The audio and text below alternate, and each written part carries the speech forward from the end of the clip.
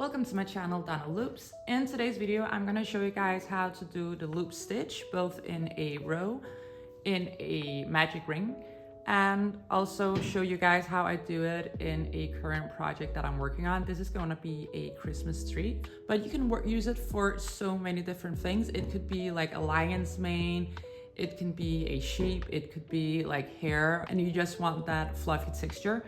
That would be a great stitch to use. I use the loop stitch to create the grass around the grave base. You can get real creative on how you want to use the loop stitch. It doesn't really matter what type of yarn or hook size that you use, just use, whatever you have at home. Let's start off by making a slip knot so we can chain. So you can go ahead and just chain as many as you want, you decide the length of your project.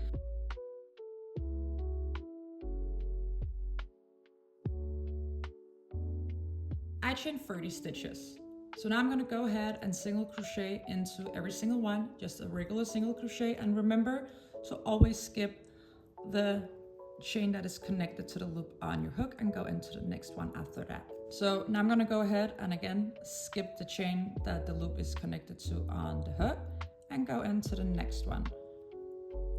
And just make my regular single crochet stitches. So if you did 30 chains like me, you should have 29 single crochets when you're done. So now I'm done with all of my single crochet stitches, and this would be our first row. The chain does not include in the pattern as a row. And remember, before you turn your work, to always chain one. That is called the turning chain, just like that. And then you can turn your work. So already now we're gonna start with how to do the loop stitch in the first stitch of this row. And I think we're gonna do differently is the way we hold the yarn. So that's how I normally would hold it, is when I crochet anything, I wrap it around my pinky finger or maybe once or twice on my index finger. But when we are gonna do the loop, since it is our index finger that's gonna hold the yarn that's gonna become the loop, you'll see what I mean. I'll wrap it around my pinky finger twice, and then I'm gonna go over my index finger and down. So it's like that. As I said before, your index finger is gonna decide the length of the loop. So the longer I hold my finger away, the longer the loop is gonna be, and the closer, the closer. So I'm gonna insert my hook into the first stitch, like that. I'm gonna go over the piece of yarn like I would yarn under, like that. And then I'm gonna grab this piece of yarn here, and then I'm gonna twist it and pull it through. And now I have 2 loops on my hook, and I'm just gonna finish it off like a regular single crochet stitch. This is your working yarn, not the loop. This is the loop.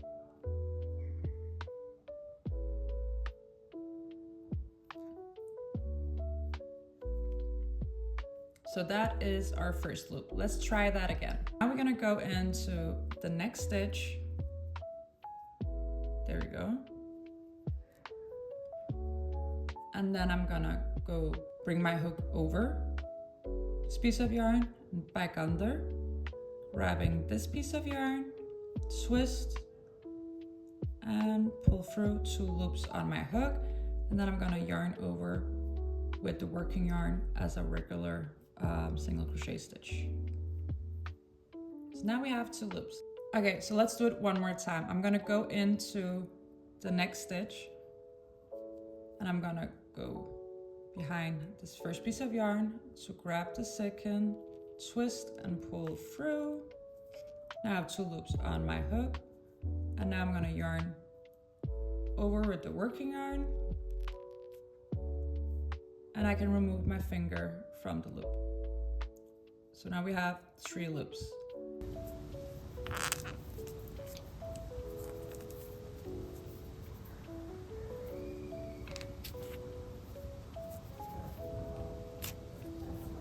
Let's go over it again. We're going into the next stitch, and then we're gonna go over and underneath the first piece of yarn and grabbing the second, twisting it and pulling it through this stitch. We now have 2 loops on our hook, and we're gonna grab the working yarn down here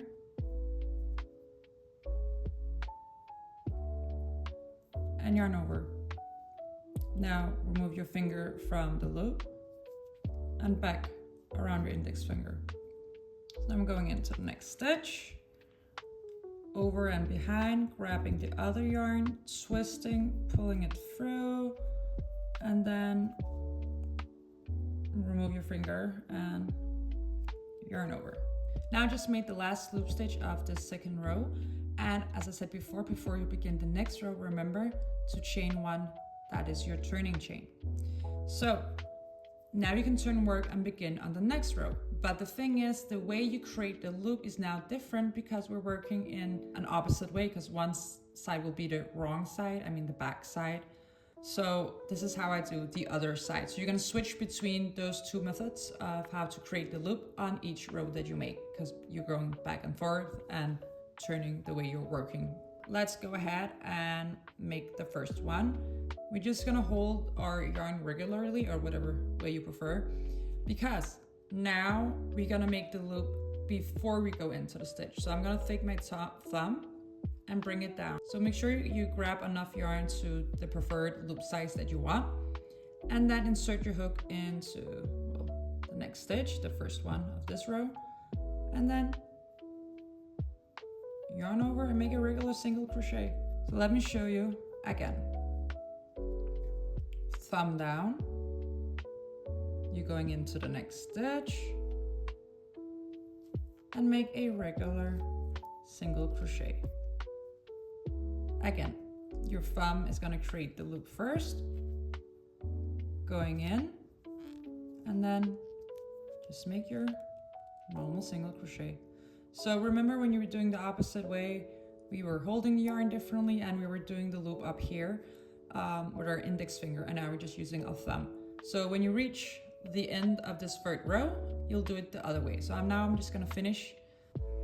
So I only added 1 more row to this, and I want you guys to look at the loops. I intentionally made all of them in different sizes, both to let you know that that's an option, that you can make much smaller loops, and you can also make a lot longer. Be aware of the sizes of the loops you make as you go, so it doesn't look too uneven. Well, also depends on whatever project you're working on, but it's just a little FYI.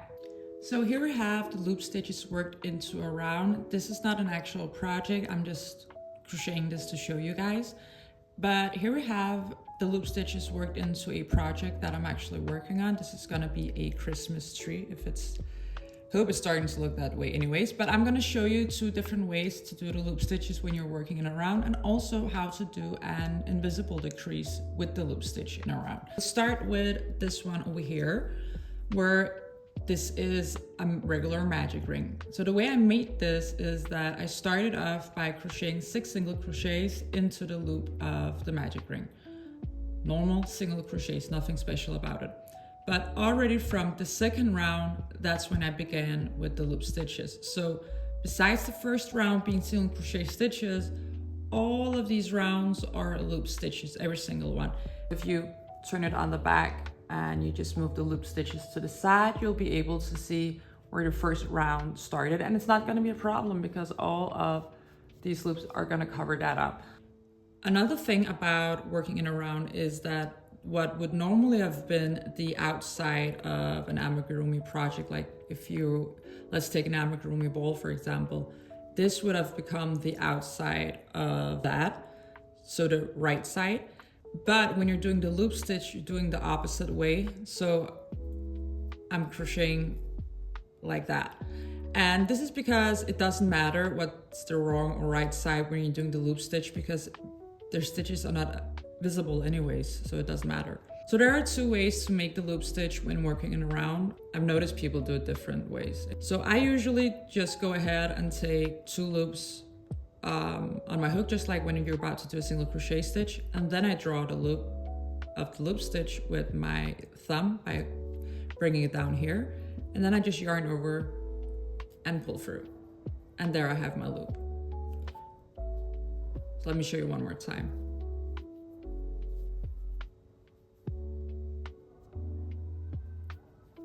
The other way to do it is that you draw the loop before you go into the stitch, and then you go in like that and just make your regular single crochet. So I prefer the other way, but I guess it's a preference case.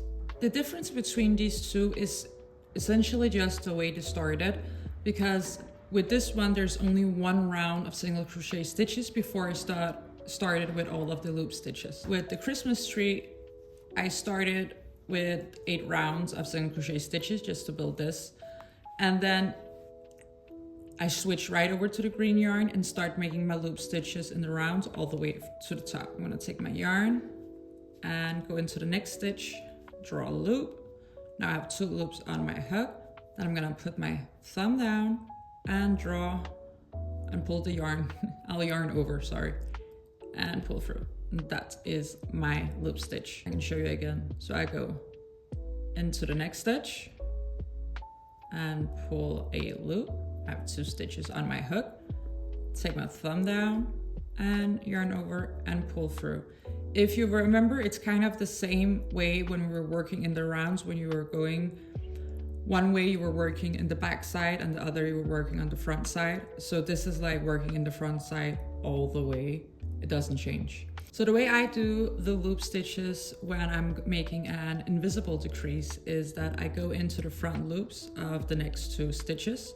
So this would be the first front loop and the one after that. So now I essentially have 3 loops on my hook, and I'm gonna yarn over and pull through the first 2. So now I have 2 loops on my hook. And this is when I'll draw the loop of the loop stitch with my thumb by bringing it down here. And then I'll yarn over and pull through. Let's do it one more time. So, going into the front loops of the next 2 stitches. 1, 2, and I have 3 loops on my hook. And then I'm gonna yarn over and pull through the first 2. And I have 2 loops on my hook. Thumb down to create the loop of the loop stitch. And then yarn over and pull through. So that's quite easy. So please comment what you're gonna use the loop stitch for. I'd love to know. Thank you for watching my video, and I hope you learned everything you needed to know about the loop stitch.